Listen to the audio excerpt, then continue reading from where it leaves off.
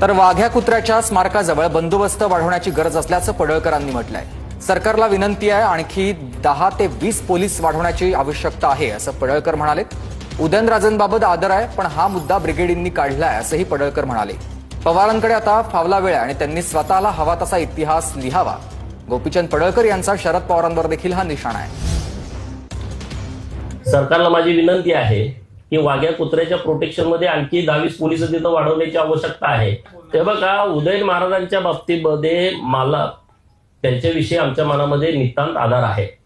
हे घुसपाट काढलंय कुणी? ब्रिगेडीने। ते त्यांचा नेता जेव्हा अडचणीत येतो, सत्ता जाते, तेव्हा हे शोधून शोधून असे विषय काढत राहतात।